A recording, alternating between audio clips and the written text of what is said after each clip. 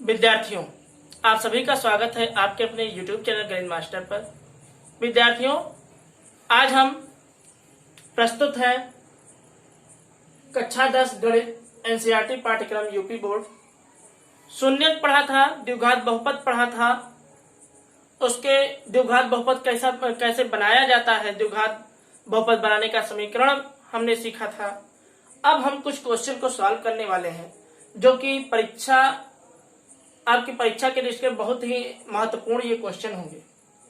तो जो पहला क्वेश्चन लिखा हुआ है, निम्नलिखित द्विघात बहुपदों का शून्यक ज्ञात करिए। क्या ज्ञात करना है? निम्नलिखित द्विघात बहुपदों का शून्यक निकालना है। और ये 3 सवाल दिए गए हैं। और उसके बाद में जो सेकेंड सवाल है, आपका दूसरा सवाल है, निम्नलिखित शून्यकों की सहायता से द्विघात बहुपद बनाना है। अब शून्यक दे दिया गया है और क्या बनाना है? द्विघात बहुपद बनाना है। तो देर न करते हुए हम शुरू करते हैं।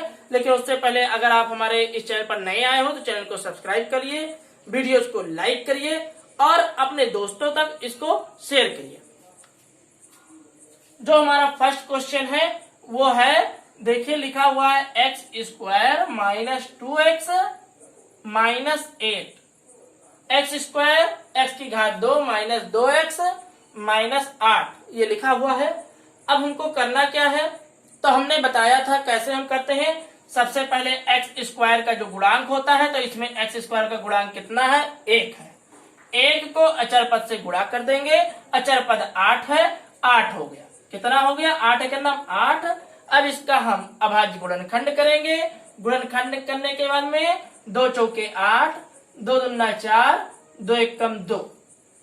अब बताया था कि जो फैक्टराइजेशन, जो इसका ये गुणनखंड होता है, इसको हम 2 भाग में तोड़ते हैं।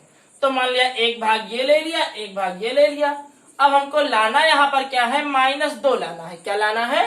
-2 लाना है। अब हम इसको कैसे -2 लाएंगे? तो चलिए ठीक है, ये कितना हो गया? 4, ये कितना हो गया? 2।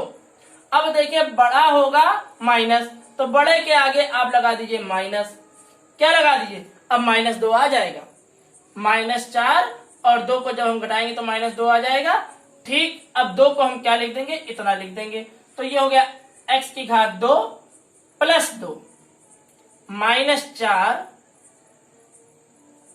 और इधर क्या हो जाएगा? ये x हो जाएगा। क्या हो जाएगा? x हो जाएगा। इसको हम डायरेक्ट लिख देते हैं। जैसे -2 लाना है तो यहाँ पे x लिख दिए, यहाँ पे x लिख दिए, और इसको क्या लिख दिए? -8 लिख दिए। चलिए यहाँ पर क्या कॉमन है? उभयनिष्ठ क्या है? x उभयनिष्ठ है, तो x को बाहर कर लिए, x प्लस 2 बचा। यहाँ पे -2 पूरा 4 ले लेते हैं, -4 कॉमन है। तो ये क्या हो जाएगा? जब माइनस कॉमन लेते हैं तो अंदर का निशान बदल जाता है। तो ये हो जाएगा x और ये +2। अब देखिए दोनों में x प्लस 2 कॉमन है, कॉमन कर लिए, x प्लस 2 और ये हो गया x माइनस 4। अब देखिए शून्यक निकालना है तो दोनों को इक्वल कर देंगे 0 के। किसके इक्वल कर देंगे? x प्लस 2 बराबर 0, x माइनस 4 बराबर 0। तो x बराबर हो गया -2 शून्य, और यहाँ पे क्या हो गया? x बराबर 4 शून्य। क्या हो गया? x बराबर 4। अब अगर शून्यकों का योगफल निकालना हो अल्फा प्लस बीटा, तो अल्फा प्लस बीटा क्या हो जाएगा? -2 प्लस 4 क्या हो जाएगा? तो ये आपका हो जाएगा 2। और अल्फा बीटा अगर निकालना हो तो ये क्या हो जाएगा? -2 गुणे 4, तो ये क्या हो जाएगा? -8 हो जाएगा। क्या हो जाएगा? -8 हो जाएगा। ठीक, अब देखिए इसको आप नोट कर लीजिएगा। क्वेश्चन नंबर आप दूसरा स्क्रीनशॉट ले लीजिए। अब देखिए जो नेक्स्ट टाइप का क्वेश्चन है, ये लिखा हुआ है 4k का घात 2 धन 8k लिखा हुआ है। इसमें देखिए, अब इसमें आपका द्विघात है, लेकिन अब हम उस तरीके से नहीं लगाएंगे जिस तरीके से हमने पहले लगाया था। इस प्रॉब्लम को हमने लगाया था क्योंकि ये 2 टर्म का है, इसमें केवल कितने पद है? 2 पद है। तो डायरेक्ट इसमें हम कॉमन ले लेंगे। डायरेक्ट देखो उभयनिष्ठ हो रहा है, कितना? 4। देखो 4 के दोनों में क्या है? उभयनिष्ठ है। 4 के दोनों में हमने क्या कर लिया, कॉमन कर लिया। इधर क्या बचा, जब 4 के कॉमन कर लिया तो सिर्फ के बचा धन, और इधर 4 निकाला तो 2 बच गया, 4 दूना 8, 2 बच गया, ये हो गया, बन गया। अब देखिए निकालना था शून्य, और जब शून्य निकालना है तो इसको बराबर 0 कर देंगे, बराबर शून्य कर देंगे, तभी तो शून्य निकलेगा।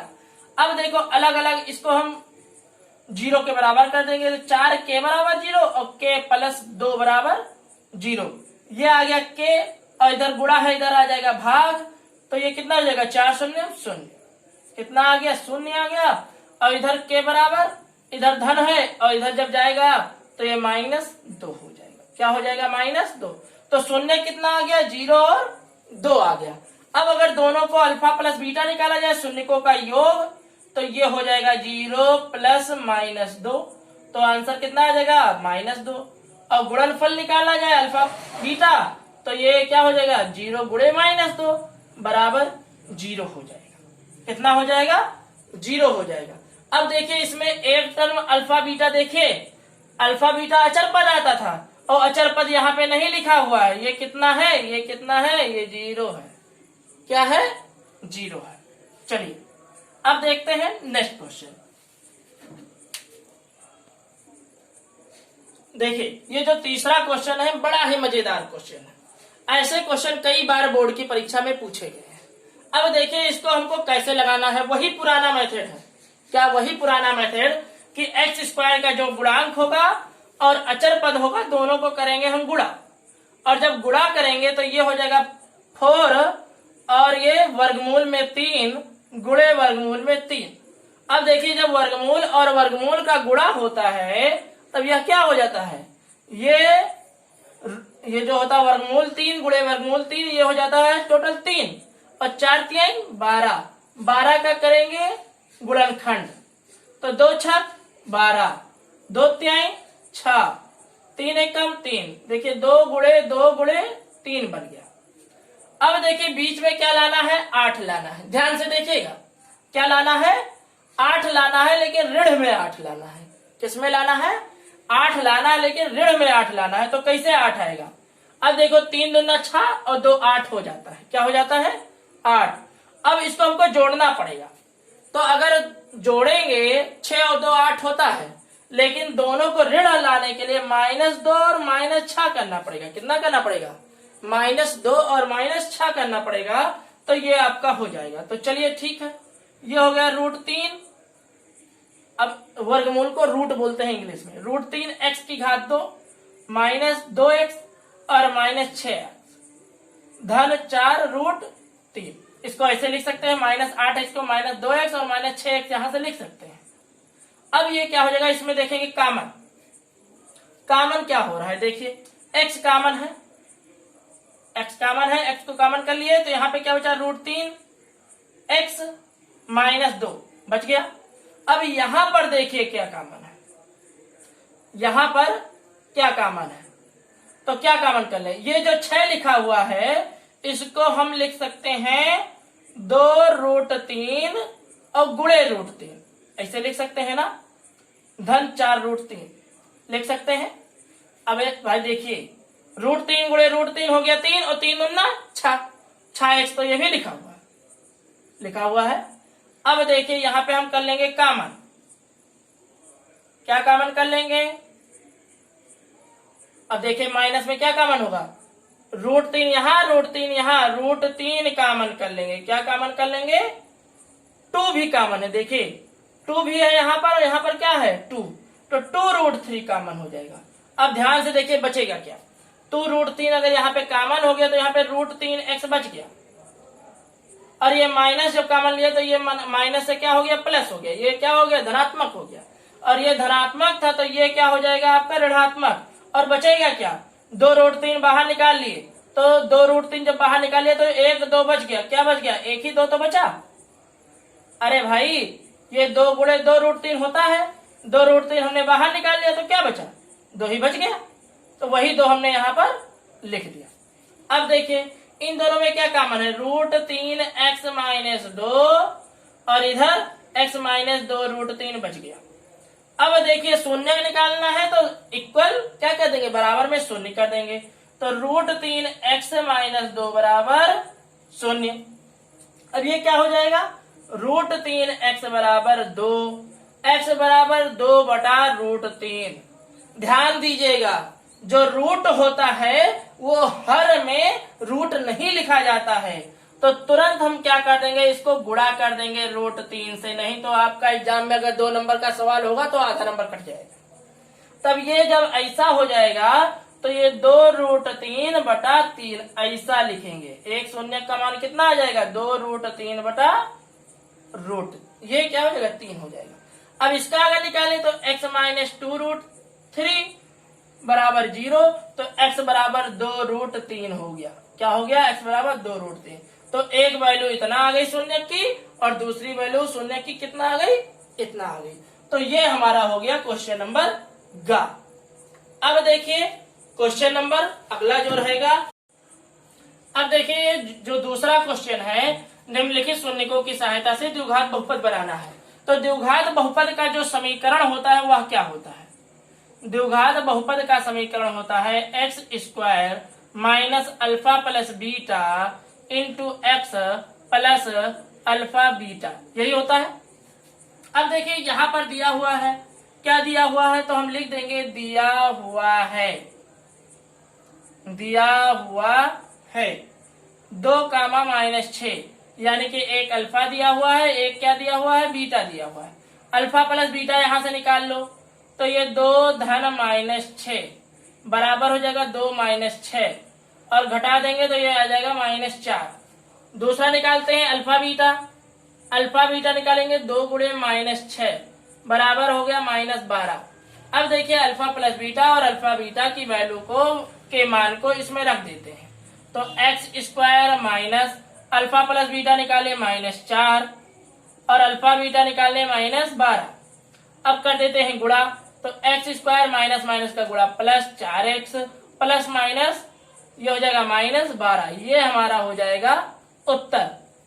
क्या हो जाएगा, उत्तर हो जाएगा। इसमें आपको ध्यान देना है कि माइनस माइनस का गुणा प्लस होता है, प्लस माइनस का गुणा माइनस होता है, और जब जोड़ते हैं तो प्लस माइनस क्या होता है, घट जाता है। और निशान जो लगता है हमेशा बड़े वाले का लगता है। किसका लगता है, बड़े वाले का निशान ही हमेशा लगाना रहता है। अब देखिए इसी प्रकार जो ये हमारा जो क्वेश्चन है अगला दिया हुआ है, क्या दिया हुआ है, अगला दिया हुआ है। अगले क्वेश्चन में देखिए क्या लिखा हुआ है। अगला क्वेश्चन है, दोनों माइनस में हो गया है। क्या हो गया है, -3 और -4। अब देखिए इसको हमको सॉल्व करना है। क्या करना है, इस क्वेश्चन को हमको सॉल्व करना है। तो सबसे पहले अगर हम दोनों को जोड़ेंगे तो -3 धन -4, ये हो गया -3 -4, और क्या हो जाएगा -7। तो अल्फा प्लस बीटा की वैल्यू कितनी आ गई, -7। अब दोनों को गुणा कर देंगे, अल्फा बीटा की वैल्यू निकालेंगे, तो -3 गुणे -4 ये क्या हो जाएगा, माइनस माइनस का गुणा प्लस, तो 4 × 12 ये हो जाएगा। अब देखिए समीकरण बनाना है, तो सबसे पहले क्या लिखते हैं, x² minus alpha plus beta -7, और -7 इधर कर देंगे, फिर x प्लस फिर अल्फा बीटा 12। अब एक बचा है माइनस का गुणा, minus minus plus 7x plus 12, ये हमारा हो जाएगा उत्तर। क्या हो जाएगा, उत्तर हो जाएगा। इसको नोट कर लीजिए। अब देखिए क्वेश्चन नंबर ग जो है, एक अगला क्वेश्चन दिया हुआ है। देखिए ये दिया हुआ है 2 वर्गमूल में 2 और -3 वर्गमूल में 2। तो सबसे पहले क्या निकालते हैं, चलिए अल्फा प्लस बीटा निकालते हैं। दोनों को हम क्या कर देते हैं, जोड़ देते हैं। तो 2√2 प्लस -3√2, ठीक, यही तो लिखा हुआ है। अब देखिए जब ये ये कितना 2√2 प्लस माइनस माइनस 3√2 ये हो गया। अब देखिए इसको हमको क्या करना है, सब घटाना है। तो 3√2 में से हम इसको घटा देंगे तो क्या बचा, √2 बचा, और निशान बड़े वाले का -√2 बचा। क्या 3 में से 2 घटाओगे तो एक ही तो बचेगा, और एक ही बचेगा तो क्या बचेगा, 3√2 3 3√2 माइनस 2√2 इक्वल टू 1√2, और 1√2 में हम 1 नहीं लिखते हैं, तो जब इसको हम नहीं लिखते हैं तो ये क्या हो जाएगा -√2। ध्यान से देखिएगा। अब यहाँ पे फिर अल्फा बीटा निकाले, दोनों को करते हैं गुणा, तो 2√2 इंटू -3√2। अब इन दोनों को गुणा कर दो, तो 2 तिहाई 6 -6 और √2 इंटू √2 ये गुणे 2, 6 2 नहीं -12 हो गए। क्या हो गया? √2 को गुणा करोगे तो 2 हो जाएगा, तो 2 दूनी 4 तिहाई 12 और ये माइनस में आ गया 12। अब देखिए समीकरण बनाना है, समीकरण बना लेंगे। सबसे पहले क्या लिखते हैं? x² लिखते हैं, लिख दिए। माइनस का निशान लगाते हैं, alpha plus beta, alpha plus beta की वैल्यू -√2 आ गया है। फिर x plus alpha beta, alpha beta की वैल्यू -12 आ गया है। अब देखिए गुणा कर देंगे, x² प्लस √2x -12, ये हमारा क्या हो जाएगा? उत्तर हो जाएगा। क्या हो जाएगा? उत्तर हो जाएगा। तो विद्यार्थियों, आज ये हमारा लेक्चर यहीं पर समाप्त होता है। हमने इस लेक्चर में जो पिछले भाग 2 में बताया था उसी के आधारित, उसी टॉपिक पर आधारित जो ये हमारा क्वेश्चन था, कुल मिला के 6 क्वेश्चन हमने कराया, जो कि आपके बोर्ड परीक्षा के लिए बहुत ही महत्वपूर्ण है। हम अपने अगले वीडियो लेक्चर में फिर आपको एक नया टॉपिक पढ़ाएंगे, और आप हमारे इस चैनल पर आए, वीडियोस को अंत तक देखा, इसके लिए आप लोगों का बहुत बहुत धन्यवाद। हमारे वीडियो को आप लाइक करिए, चैनल को सब्सक्राइब करिए, और अधिक से अधिक अपने दोस्तों को भी शेयर करिए। फिर मिलते हैं अपने नेक्स्ट वीडियो लेक्चर में, तब तक के लिए नमस्कार, जय हिंद।